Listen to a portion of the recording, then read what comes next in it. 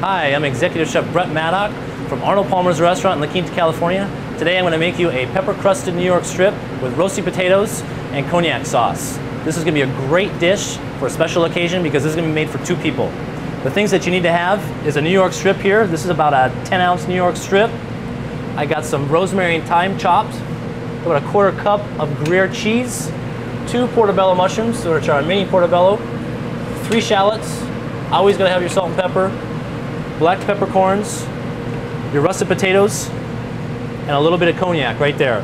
The first thing you want to prepare is to get your potatoes going because they're going to take the longest. Right here I have a russet. We're going to slice this on the mandolin. Again, you can buy this mandolin at any store.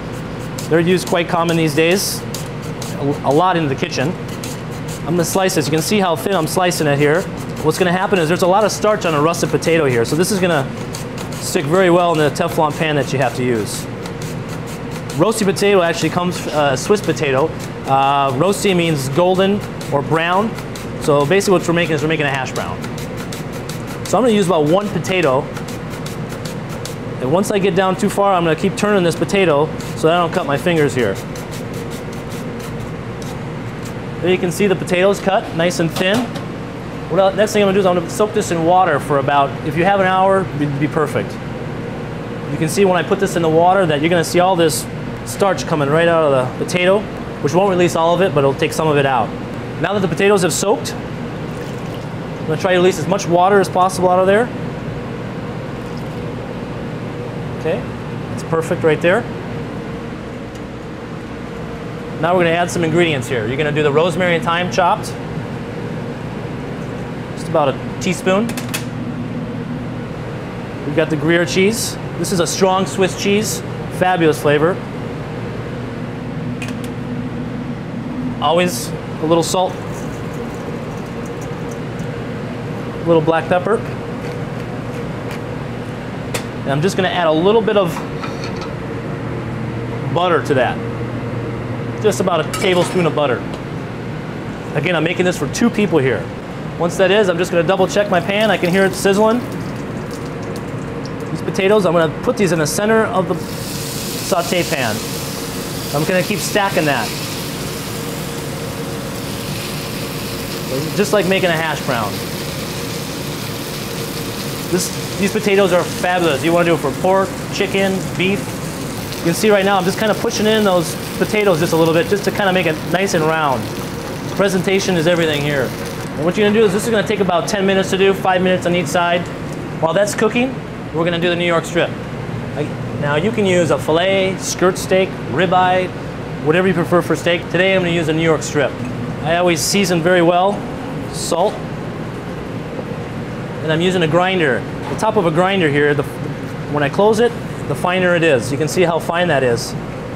I'm going to loosen this up, and I'm just going to get big chunks of pepper. And it depends on how much pepper you like. If you want it strong, light, that's up to you. I like it very thick. And you have to do both sides here. Salt on both sides, and pepper on both sides. Next I have my mushrooms, my shallots. Shallots here, I'm just going to cut them and I'm going to slice these with the grain. You can see that the grain goes like looks like a moon right there. The reason I'm doing that is I want these shallots to stay together and not fall apart while I cook them. If I wanted to have them cook and fall apart, I would cut them across the grain.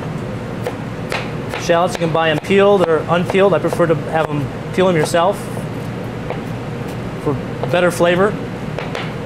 Again, I'm cutting it in half and cutting it with the grain.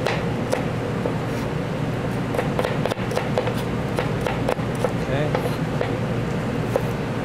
And the next one, we have the portobello mushroom. We're going to take out the gills inside, as you can see here. We're going to scoop that out with a spoon. Every 2 minutes, you got to check your pan here. Now I can see that color going around that potato. This roasty potato is just about ready to flip. I'm going to flip it right now. Right now I could use a spatula to flip it, or I can just do it myself. Okay, when you drop this into the pan, always anything you ever cook, push it away from you. So if anything splashes, it's going to splash towards the back of your oven. Now I'm going to put that on high heat because I really want to get some color on that. I want to caramelize. I want to see all those juices that need to stay in that steak. Now while I got both those going, we're going to finish the mushrooms. As you can see, I'm just pulling it with a spoon. When I rinse off mushrooms, I always do it right before I'm going to use it because you don't want to soak your mushrooms in water. You don't want it to absorb water. It's 70% water already, a mushroom, so the less the better. You want to release at least as much liquid and have the flavor of the mushroom. Now what I'm going to do with these, I'm going to cut these kind of large because I want to have it, it's going to shrink in the pan. So I'm going to cut them, rough cut, half, I guess maybe it's quarter them. There you go, nice and thick. Next, grab a pair of tongs, look at it. Again, when you let it down, away from you. If you want this well done, obviously I'm going to put this in the oven for a few minutes. If you want it rare, I'm just going to cook it in the pan and be done with it and slice it. But because I like it medium rare, I'm just going to throw it in for about 4 minutes in the oven. Now what I'm going to do is I'm going to add these shallots to the pan. Now that this thing is halfway cooked, again, I can see that thing's still rare. When I push on it, you can see it's really soft, it's still rare. Now what's happening here is I'm releasing all that flavor that's on that pan from the drippings, it's all coating right now on these shallots. You're gonna have a nice, sweet flavor. You always see me with a towel because a beginner chef, you always know when someone started in the kitchen because they always sometimes forget to use this. These pans are always hot. Now once you see I got the caramelization going, I'm gonna add these mushrooms. Lay them around everything. Very yummy. I love mushrooms. You can use any kind of mushroom, portobellos, shiitakes, morels. Morels right now are in season.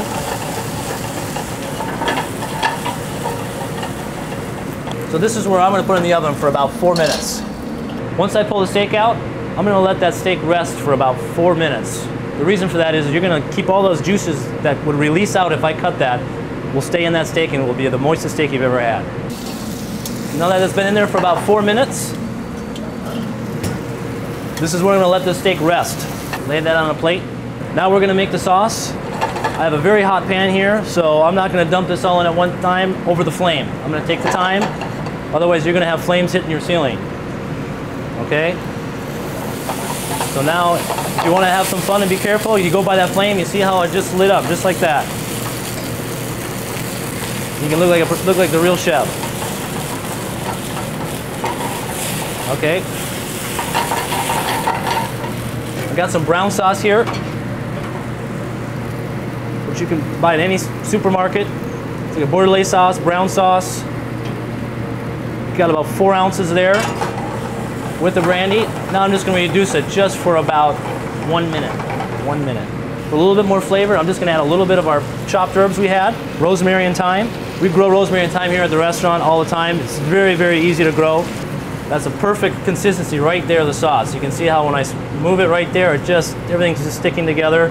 It's not too thick. Okay? You see the nice caramelization of the onions, mushrooms. While my steak is still resting, I'm going to cut up the rosti potato. I'm going to cut this into 4.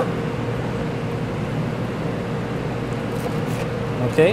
You can see how nice, the outside's nice and crisp, and you can see how moist with the cheese, potato, and the herbs. It's going to taste really good. I'm going to offset when I plate this. I'm just offsetting a little bit just so you can see a little bit of the crispiness of the outside, a little bit of the moisture of the cheese inside. Okay, center that in the middle of the plate. I love presentations. I love white plates. I like big plates. It's a canvas for chefs. So now I'm going to do the steak. When I cut this steak here, I'm going to cut it on an angle or bias. The reason for that is to get that steak as tender as possible.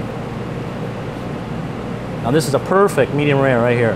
Now you can see, when I said is to let that rest, you can see that there's no juice coming out of the steak.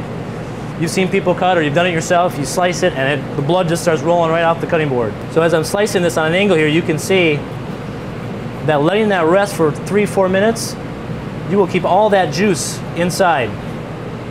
This is a perfect medium rare. This is just how I like my steak. But we all have our preferences, and if you want to cook more, just leave it in the oven a little bit longer. Okay? I'm going to lay this right there by the potatoes, nice and tight. I'm just pouring this sauce right on top. Get some of those potatoes with that sauce. Oh yeah, look at that. Perfect. I think I could probably eat that all myself. And there you have it. I'm Executive Chef Brett Maddock from Arnold Palmers Restaurant in La Quinta, California. I hope you enjoy your pan-seared New York strip with roasted potatoes and cognac sauce.